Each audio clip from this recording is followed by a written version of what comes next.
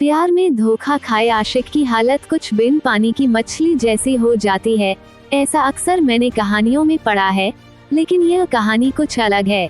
यह कहानी है एक ऐसे लड़के की जिसने एक लड़की से बेपनाह मोहब्बत की, लेकिन उसे बाद में मिला तो क्या, वही फरेब और धोखा।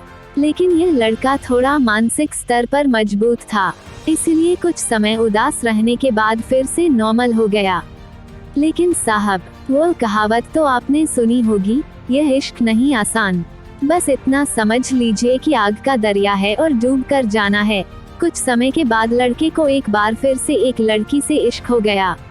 इस बार वह एक लड़की के इश्क में इस कदर दीवाना हो गया कि उसे सिर्फ एक बार देखने के लिए घंटों उसके ट्यूशन वाले रास्ते में खड़ा रहता था।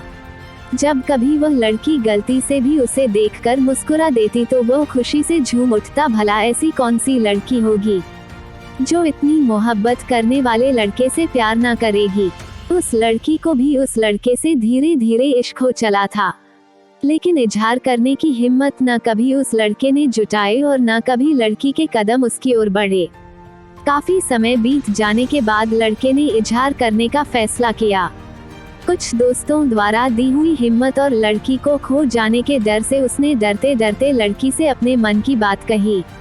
लड़की भी उसे मन ही मन चाहने लगी थी। वो भी उसके मासूम से ना समझ प्यार की दीवानी थी।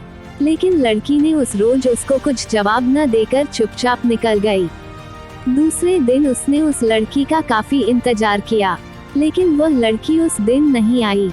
जब लड़के ने उसकी एक स्कूल फ्रेंड से उसके बारे में पूछा, उसकी फ्रेंड ने उसे बताया कि अचानक से सीने में दर्द उठने के कारण वह हॉस्पिटल में भर्ती है।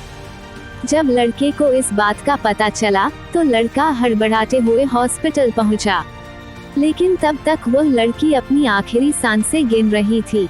लड़का दौड़कर उस लड़की के पास गया तो लड़की ने उसे एक लेटर थमा दिया, जिसको उसने पहले से अपने हाथों में पकड़ा हुआ था। यह लेटर उसने कुछ चंद रातों पहले लिखा था। उस पत्र में उस लड़की ने लिखा था, मैं भी तुमसे बहुत प्यार करती हूँ, तुम्हारे साथ जीना चाहती हूँ, मरना चाहती हूँ, लेकिन आज अगर जीने की ख्वाहिश है, लेकिन मेरे पास अब जिंदगी के कुछ चंद लम्हे बचे हुए हैं, बस कुछ चंद दिनों की मेहमान हूँ, इसलिए तुमसे इजहार नहीं कर पाए। प्यार तो मैंने भी तुमसे बेपनाह किया था, लेकिन मेरी सांसें तुम्हारे साथ नहीं थी।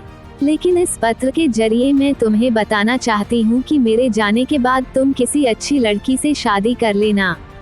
बस यही मेरी अंतिम इच्छा है। लड़की के इस लेटर को पढ़ने के बाद लड़का रोने लगा और पास में पड़ी हुई एक बेंच पर लड़खड़ाते हुए बैठ गया। उसे समझ नहीं आ रहा था कि वो क्या करे, वो अपनी किस्मत पर रोए या अपनी किस्मत पर हंसे।